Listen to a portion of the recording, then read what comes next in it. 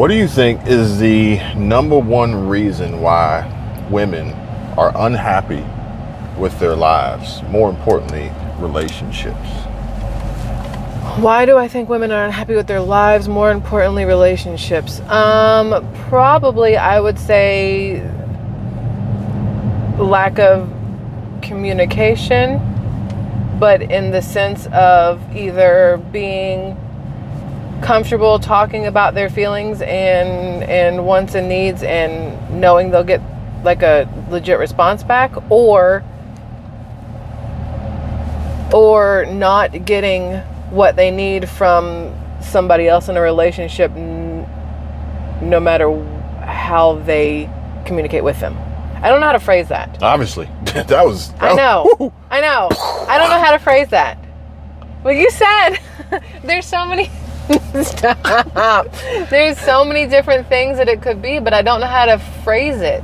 There can't be so many different things. So what's the number one reason? The number one reason, but so it's not really lack of communication. It's lack of like emotional communication.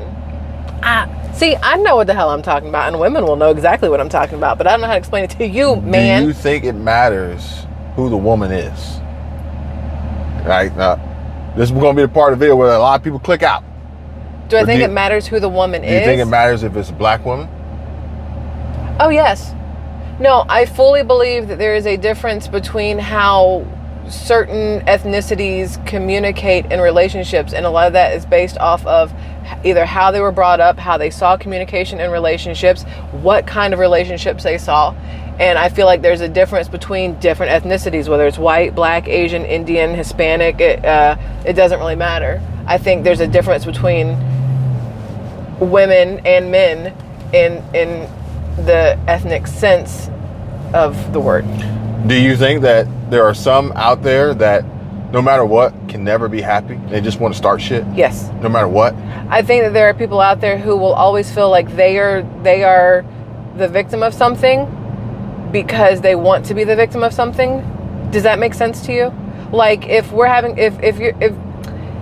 somebody looks at me a certain way, I'm going to take it a certain way because that's how I want to take it. They could have something totally different going on in their mind and I don't realize they're looking at me, but because I see the look on their face and I feel like it's aimed at me, I then internally try to figure out why they're looking at me like that, and then I victimize myself.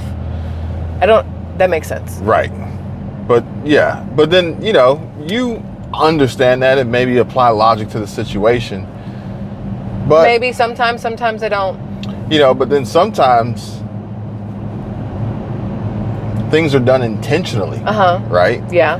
And relationships may not necessarily be what everybody wants them to be.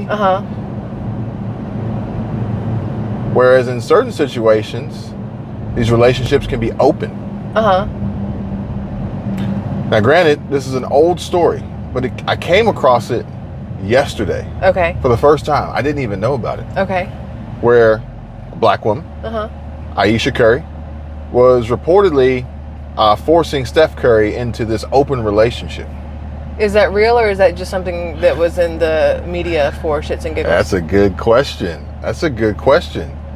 Now, at first, it seems like, and I've done very little research on this, and this is very old, but at first it seemed like she wanted to, get some back shots from, some other players in the league. But then some headline came out that it was mutual, where both of them wanted to do that. Later on, she makes a statement and, she basically says, don't believe everything you hear. Yeah. Which, I don't know how many times we got to say that. Yeah. Believe half of what you see, none of what you hear. Yeah. Granted, there are going to be some sack chasers out there. We see them time and time again. Their true intentions, I don't know. Maybe sometimes you got to look at it and be like, you know what? Imitation is the sincerest form of flattery. But it's still annoying sometimes. Often imitated, never duplicated. Yep. Sometimes you're right. The communication is the issue. People just don't know how to communicate. They don't know how to talk. They don't know how to reach out and ask and say, hey, I need your help. Yeah. Now, with that being said, there's a lot of channels on YouTube creating a variety of content, which more power to them.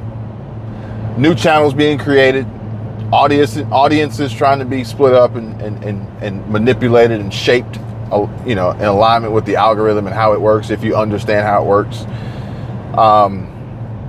Which I think we have a really good idea of how it works, especially with what we produced yesterday with your 2 videos. Mm-hmm. Amazing. Great job. Thank you. Great work. Thank you. But there's a growing amount of channels now that are actually trying to debunk the fake motivational channels, fake you can do it, start a business, grow something, build something, be better, stop being. I don't remember exactly the phrase and terminology for this niche, but they're just trying to disprove the fake news and the fake stories of everything, and show you the truth. And oftentimes with that, they have their own sell. Agenda. They have their own conversion that they're trying to get people to click through. And I came across one, and I often see it with relationships a lot. And I came across one on ClickBank, and it was, they were trying to sell a Bible. Okay. They were trying to sell a Bible. It was the blowjob Bible. I feel like you shouldn't put those words together. I don't know. It was the blowjob Bible. I click on this thing, right? Because I would have too. Though. I'm like, wait. Understand what's I'm happening like, how are y'all gonna try to sell this? Like, I was curious, like, how y'all gonna try to sell this? So, it is a 30-minute story. So basically, it's a hook, right? And it's a 30-minute story where now this is Mr. Beast territory right here, right? Okay. About every 25 to 30 seconds, they hit you with a new hook, so you don't leave. Right? Now, most people wouldn't identify this. They wouldn't understand it for face value. And I'm not going to include the link in the description because I don't want any part of this this affiliate link that's available on ClickBank. But the story was, my husband cheated on me from a woman. My husband cheated on me, and I found out through a message on his phone. And he told me everything, and I was upset. But then he said, "Well, it was just a blowjob." And she goes, so then I turned my rage into passion to be the best at giving blowjobs. So obviously it's not a real story, number one. Obviously some guy came up with this to convince women to do this, number two. It's 30 minutes. And it's 30 minutes It's of 30 bullshit. minutes. There's no visual besides the text on the screen. I would hope there's no for visual. 30 minutes. Because you'd have to pay for that. Those kind of visuals you got to pay for. There's generally aren't And free. ultimately it led to, writing this blowjob Bible to, aid other women in their quest for, fully not even accurate. Like I only watched 3 or 4 minutes of it, and then I skipped to the end. I only watched 3 or 4 minutes. It was like, how are you, I was like, we're not getting anywhere. How do you convert this to us? Like, how do you pull this shit off for 30 minutes? But you got to watch at least the first 4 minutes because it is fucking epic. I probably want to watch the whole thing because I'm very curious. It's fucking epic. So I can be like, that lady is full of crap. Do it on a 2.0. Do it on 2.0. Okay, that would be funny. That would be interesting. That would be funny. Okay. So, and there's no visual, so you could probably get away with showing it on the screen. So, but the thing is, it's like, a lot of people are completely oblivious to what's real. This story is completely fake. It's total crap. The Aisha Curry, Steph Curry That one? story, that's fake. Look, maybe it's not. And even if but it's still, what's it matter is their relationship. Exactly. How does it affect you and me? Exactly. It doesn't. So now I'm coming across these stories of, Ron DeSantis, Florida, NAACP, black people, LGBTQIA plus, Alphabet Gang. Chris Igo and we have a video talking about it. I just watched a Valuetainment with Patrick Bet-David. He's got a video about it. And it's like, the worst part about it all is, number one, I think that a lot of people are going to have clicked on this video. If they made it to this far, they may be upset. They may want to type away and say clickbait. But the problem is that people expected, they wanted this problem to exist. Essentially with, you know, multiple MVP, you know, arguably the best shooter in the NBA. I'm not going to go that far. You know, finals champion, black couple, rich, wealthy. They're going to be targets. Okay.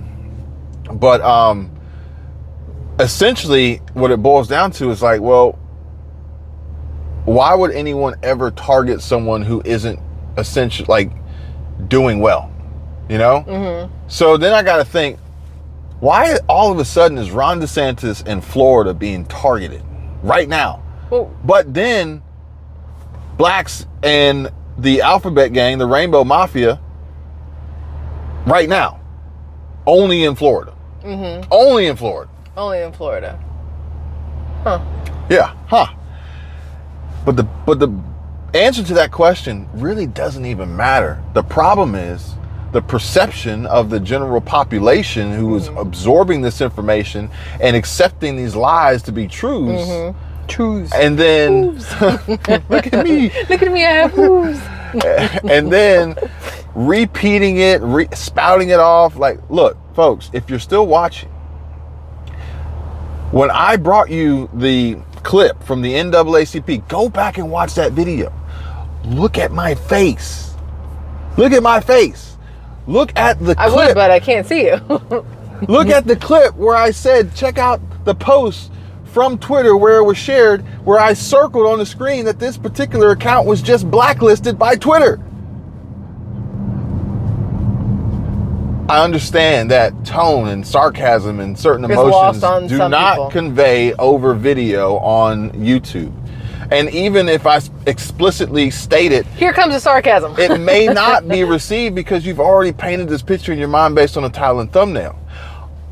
Creating this thought, this image, this negative reflection of yourself that isn't true, that you have created, that is out of thin air.